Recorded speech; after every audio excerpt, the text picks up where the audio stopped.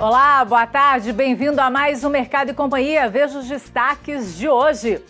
A Agência Nacional de Transportes Terrestres divulga novo cálculo para a tabela de preços mínimos do frete. Brandalize Consul acredita que mudanças na tabela vão dificultar ainda mais negócios futuros da soja. Ministérios da Agricultura e da Economia podem apresentar na semana que vem medidas para ajudar o setor arrozeiro. Produtores de café continuam operando com margem negativa mesmo após alta de 11% no preço da saca em algumas regiões. Tem ainda as cotações, a sua participação e muito mais. Mercado e Companhia já está no ar. O Diário Oficial da União publicou hoje as regras da nova tabela de frete aprovada pela Agência Nacional de Transportes Terrestres na última terça-feira. A elaboração da nova resolução contou com a participação de transportadores, autônomos, empresas e cooperativas de transporte, contratantes de frete, embarcadores, diversos outros agentes da sociedade também. Durante a audiência pública foram recebidas aproximadamente 350 manifestações e cerca de 500 contribuições específicas que foram analisadas individualmente pela ANTT. Parte significativa dessas contribuições foram acatadas e serviram como base para o aprimoramento da proposta. Veja só. As principais características da nova tabela divulgada hoje pela Agência Nacional de Transportes Terrestres incluem 11 categorias de carga. São elas: geral, geral perigosa, líquida a granel, líquida perigosa a granel, sólida a granel, sólida perigosa a granel, frigorificada, frigorificada perigosa, neogranel, containerizada e containerizada perigosa.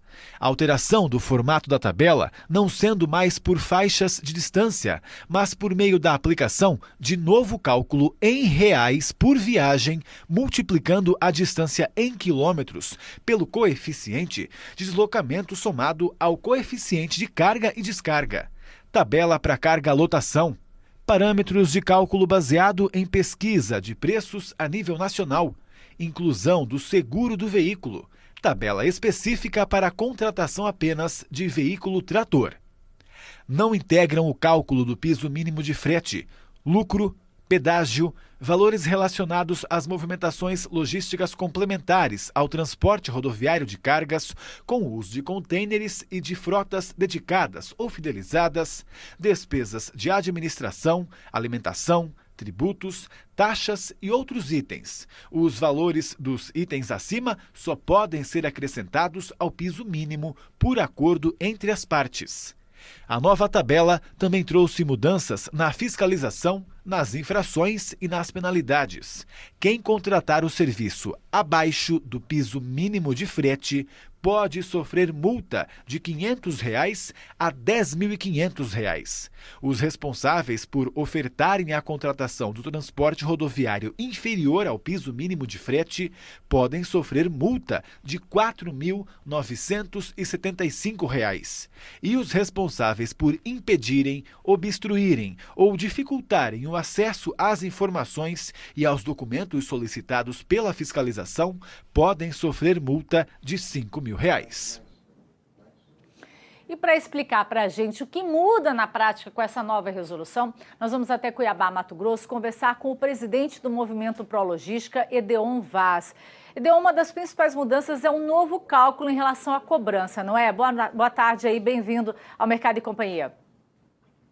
Boa tarde a todos. O que nós observamos nessa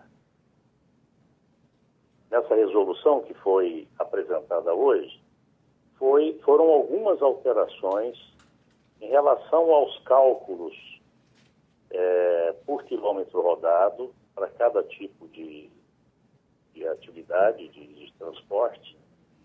Também tem não contempla lucro e não contempla pedágio.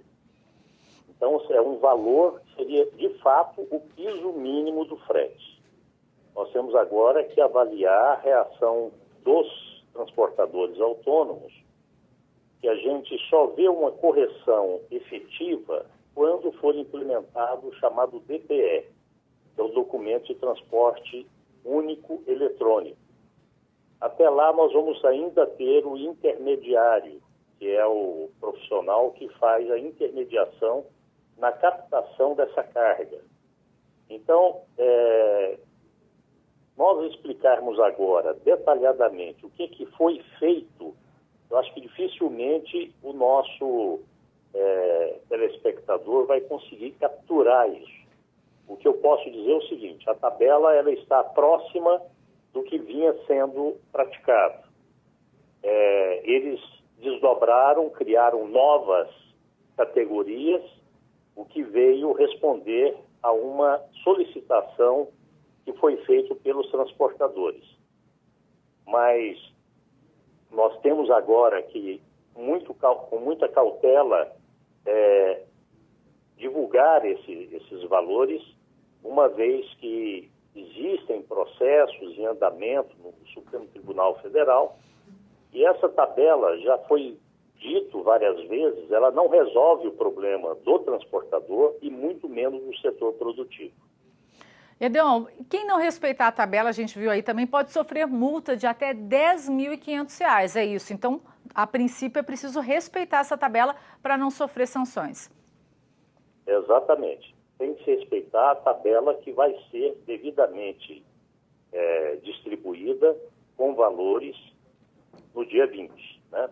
Então, obviamente, essa tabela que foi definida hoje, ela já entra a partir do dia 20 de julho. E muito cuidado a todos, porque tem que respeitar a tabela, não poderá ser multado. Vamos falar aí de alguns itens que você já até citou para a gente, que é a questão da alimentação, tributos e qualquer tipo aí de taxa que não faz parte do cálculo. Mas pode haver um acordo entre as partes, é isso? Na verdade, não se prevê esse acordo entre as partes para diminuir o valor que está no piso mínimo de frete. Esse acordo pode ser feito acima do valor do piso mínimo do frete. Tá, você disse aí pra gente que entra em vigor no dia 20. Eu queria saber agora a sua opinião, Edeon. O que você achou aí desse acordo que está sendo feito? Olha, na verdade, essa resolução, ela está cumprindo rigorosamente a lei.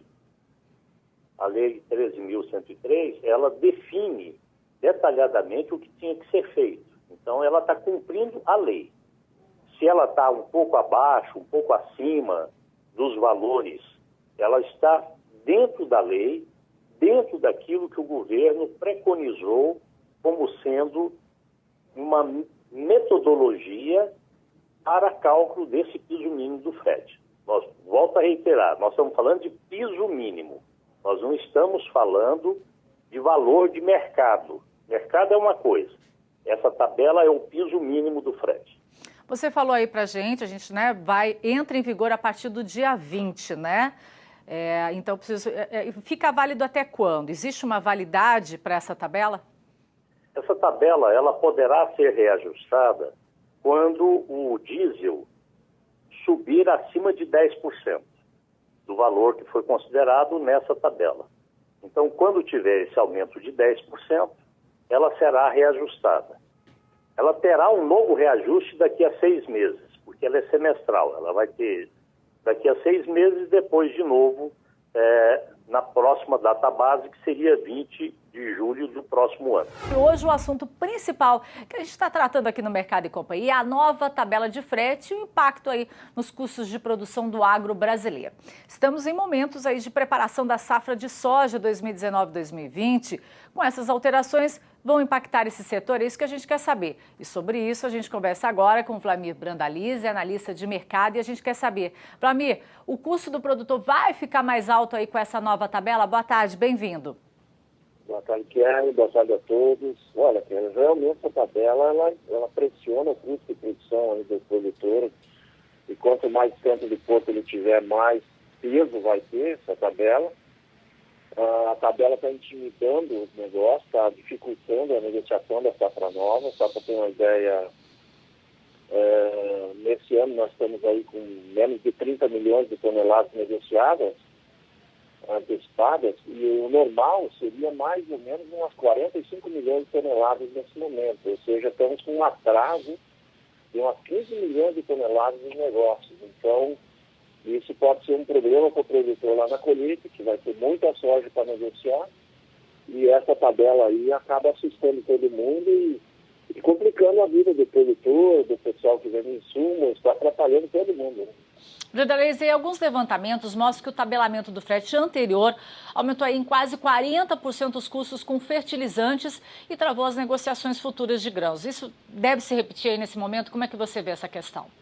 Olha, ele acaba atrapalhando, né? Porque as empresas de fertilizantes, elas são as que mais usam no transporte, né? Que é os maiores volumes de insumos que vão para os produtores, e isso impacta no custo final, né? Então, você poderia ter um frete, por exemplo, de Paranaguá até o norte do Mato Grosso, nas regiões produtoras, um frete de adubo de retorno de R$ 220 a tonelada. E com a tabela, esse valor vai acima de 350, conforme o caso 400, ele quase dobra o valor do frete. Então, isso representa 10%, 15% no peso final do adubo, que impacta no custo de produção, né? E hoje, por exemplo, as cotações internacionais, elas não estão favoráveis, elas estão baixas, e o custo crescente, né? O Brasil está carregando custos e a gente vai começando a perder competitividade no mercado global. Eu queria saber, existe aí alguma alternativa para o produtor que quer comercializar a parte da safra, mas não quer ser mais onerado aí pelo custo do frete? Qual que seria a dica em relação a isso, Brandalize? Olha, hoje a melhor opção para o produtor é a troca que tem aparecido para ele fazer com entrega local, né? Então, aí ele acaba não tendo o cargo do frete, né? Porque os compradores querem comprar soja nos portos e o frete ficaria a cargo do vendedor do interior. E hoje o melhor para o produtor, para não correr risco em cima desse tabelamento, que pode ter mais ajustes ainda até a colheita, é ele fazer as trocas com os insumos e acompanhar aí com o câmbio em queda. A relação de troca de soja por insumo está começando a ficar favorável, mesmo com todos esses problemas que nós estamos tendo com o tabelamento. Então, a queda do valor do dólar, ele tem impactando positivamente para os principais insumos, e mesmo com a cotação da soja não sendo atrativa, a relação de troca para o produtor, ela está no momento aí que é favorável. À frente, aí, quando chegar no mês de setembro, que é o começo do plantio, talvez alguns insumos fiquem mais caros para o produtor e fique mais complicado para ele fazer essas trocas mais favoráveis para ele. Brandalize, eu queria saber a sua opinião. Essa nova tabela está dentro aí do que é proposto pelo governo, mas eu quero saber aí se ela vai, como você disse, vai onerar, mas se ela pode trazer alguns problemas, até retaliações aí do setor. Olha, eu acredito que parte do setor vai tentar fazer negócios com transporte próprio. O que a gente vai ver aí com esse, cada vez que a tabela for ajustada e tentada melhorar a favor do caminhoneiro, eu acho que é um tiro no pé, porque nós estamos vendo uma corrida grande das grandes empresas, dos produtores, comprando caminhões e tentando ficar livre do transporte. Então, nós estamos aumentando o volume de caminhoneiros parados, desses autônomos e mesmo transportadoras, e tendo um crescimento gigantesco de transporte próprio, que daí não precisa seguir tabela, ele vai seguir o custo dele. Então, o que o Brasil está caminhando é para o transporte ser um transporte particular e não ser um transporte contratado, né? Sentiu falta de algum conteúdo? Acesse canalrural.com.br.